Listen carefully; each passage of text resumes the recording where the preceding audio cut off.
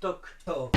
Wesh les refs, bien ou quoi? Comme vous avez pu le remarquer à l'ambiance de cette vidéo, aujourd'hui on se retrouve pour une vidéo thread d'horreur. Juste avant de commencer, je tiens à vous demander les abonnements, les likes et pourquoi pas la cloche de notification. Les refs, petite pause dans la vidéo pour vous prévenir que mon ref YoloFX m'a concocté une intro carrément carrée. Et j'aimerais que vous jugiez l'intro sur 10 dans les commentaires. Sur ce, je vous laisse avec la vidéo et allez, peace out. Drip too hard, don't stand too close. You gon' fuck around and drown. Off this way, doing all these shows. I been on the road, I don't care where I go, long as I get paid. Je vais vous raconter l'histoire d'Elena. Elena est une jeune femme de 22 ans qui vient à peine d'aménager dans sa nouvelle maison. Son chez-soi quoi. Et Elena est une jeune conductrice. Le 16 janvier 2021, t'as vu, je te chope des histoires un peu récentes et tout. Elena se dirige vers sa voiture comme tous les matins pour aller se rendre à son travail. Elle est là, tranquille, elle fait sa manœuvre tranquillement, elle se dirige vers son travail. Et à un moment, elle s'arrête à un feu rouge. Parce que bon, faut respecter la règle, le feu rouge c'est feu rouge. Et là donc, le feu est vert pour les piétons. Et elle voit une dame et son enfant traverser la route. Jusque là, rien d'anormal. Mais Elena décrit cette dame comme très grande. Et il y a un détail qui la perturbe. La fille que la madame tenait dans ses mains n'arrêtait pas de fixer Elena. Mise en contexte. Donc t'as Elena tranquillement dans sa voiture, le feu est rouge, tac tac tac. Et là, t'as la grande dame avec la fille derrière. Et t'as la fille, elle te regarde comme ça. Mais genre vraiment un regard insistant. Elena décrit la femme comme mesurant peut-être dans les 1m80. Franchement, c'est vraiment grand. Surtout que je connais des potes actuellement, ils font même pas cette taille donc. Après cet événement, Elena elle se sent un peu bizarrement. Elle n'est pas très bien, elle a un bad feelings.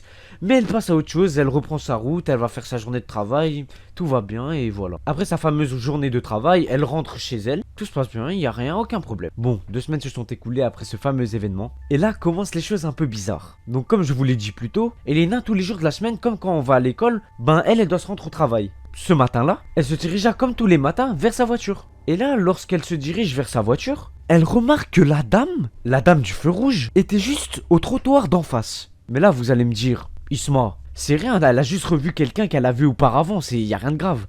Mais les gars, y a voir et y a voir. La femme, elle le regardait pas en mode bonjour. Non, elle le regardait en mode pas un mot. Elle a tracé. Là, Elena, elle aime pas du tout. Elle fait sa meilleure manœuvre, elle bouge, elle décampe très vite avec sa voiture. Elle va faire sa journée de travail, elle essaye de plus repenser à ça, mais ça la titille toujours. Soit, elle rentre à la maison, elle a toujours ce bad feelings et elle se sent obligée d'appeler son frère, qui lui habite encore chez ses parents, pour l'inviter à dormir chez elle parce qu'elle se sent vraiment pas bien. Son frère ne comprend pas très bien sur le coup, mais accepte tout de même et se dit qu'il va passer un bon moment avec sa sœur. Une fois son frère arrivé, Elena lui explique tout. La situation, le regard bizarre de la femme, le regard fixé par l'enfant qu'elle avait reçu. Elle lui explique tout. Son frère lui dit de se calmer, de penser à autre chose et il se pose devant la télé. Elena a une bonne idée, elle se dit viens on commande à manger. Bon pour la précision, il se commande une pizza. Après 30 minutes à visionner leur meilleur Koh-Lanta, quelqu'un vient sonner à la porte. Mathieu voulant aller ouvrir la porte, Elena insista et lui disa de rester assis et qu'elle allait y aller elle-même quoi. Là, Elena a un réflexe que beaucoup de gens ont, c'est de vérifier par son œillet qui est derrière la porte. Et là, Elena est sous le choc. Derrière la porte, c'est pas le livreur de pizza, mais c'est bien la femme qu'elle a vue tous ces temps-là, regarder à travers l'œillet, mais comme ça. En mode vraiment détraqué mental. Et là, Elena sans réaction va tout doucement sur la pointe des pieds aller vers son frère. Et là son frère, il va courir vers la porte, il ouvre, boum. Et là il n'y a pas la dame, il n'y a pas le livreur, il n'y a personne. Là il n'y a personne.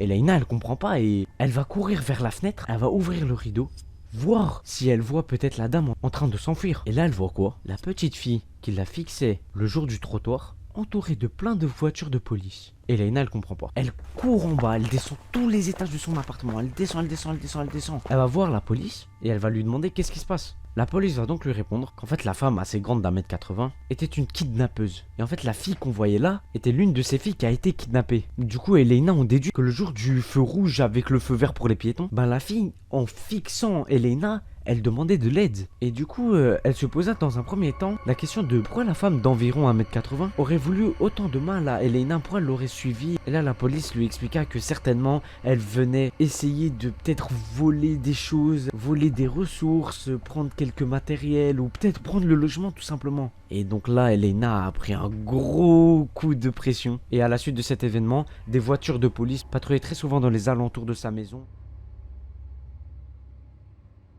Je vais maintenant vous raconter l'histoire de Sarah. Sarah est une jeune étudiante venant tout fraîchement de sortir du lycée. En gros, la 6ème secondaire pour mes amis belges. Elle est actuellement majeure et donc vient tout juste de passer la barre des 18 ans. Ah oui, et il y a un détail très important. Sarah a un chien, mais ce chien a une caractéristique très spéciale. C'est qu'en fait, il n'aboie jamais. Je crois qu'il y a même un nom de maladie pour ça. Et genre, il n'aboie jamais, jamais. En gros, ça fait 6 ans qu'elle a ce chien et il n'a jamais aboyé. Bon, soit comme un bon adolescent qui se respecte, 18 ans, ça se fête. Et donc, elle décida d'organiser une fête pour ses 18 ans chez elle, pour en plus fêter le début des vacances de Toussaint. Ses parents étaient partis en vacances et lui en avaient bien sûr donné la permission. Peut-être pas. La soirée commence, les gens commencent à venir. Il y a tout type de personnes. Des alcoolos, des fouteurs de merde, clairement. Et même des gens qu'elle connaît pas ou de très loin. La soirée commence bien, elle se déroule bien, tout va bien. Sarah nous explique qu'elle boit énormément lors de cette fête, mais après c'est ses 18 ans, donc elle en profite et elle danse, elle s'amuse, elle rigole avec ses potes. Et dans les alentours de minuit, donc 2 heures après que la fête ait commencé, Sarah remarque un peu un garçon isolé. Il boit pas, il s'amuse pas, il parle avec personne, il est un peu froid et elle le sent un peu bizarre, spécial. Elle calcule pas plus longtemps, elle passe vite à autre chose, elle reprend ses shots, l'amusement avec ses potes, la danse, etc.